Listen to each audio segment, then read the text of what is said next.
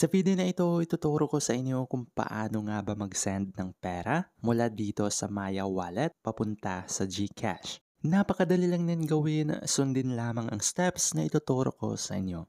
Okay? Let's start. So ang unang step na gagawin natin ay pupunta lang tayo dito sa ating Maya Wallet at pagkatapos dito ay pupunta tayo sa bank transfer. At dito hahanapin natin ang GCash. Ito siya, itong GExchange INC/GCash. Pindutin lang natin. At dito ilalagay natin ang amount kung magkano yung pera na isesend natin papunta sa GCash. Sa purpose, kahit ano pwede mong ilagay. Sa akin ay fund transfer. Pagkatapos dito sa account number, ilagay mo yung mobile number ng GCash account.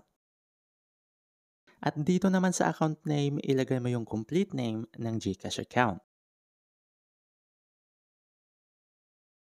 At pagkatapos, i-click lang natin ang continue.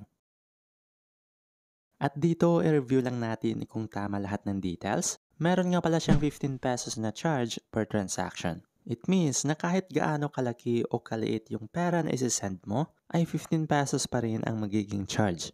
Kung okay na lahat, i-click mo lang tong transfer now.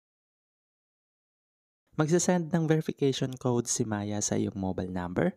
Ito yung code. I-copy lang natin yan dito. At pagkatapos i-click ang verify. At nasend na natin ang pera. Pwede mong i-view ang resibo by clicking on view receipt. At ito na nga nag-notify na sa akin si GCash na dumating na ang 500 pesos. Marami pa tayong tutorials na alam kung kailangan mong panoorin. Kung ikaw ay may GCash account, i-click lamang ang playlist na nasa screen para panoorin ang mga ito.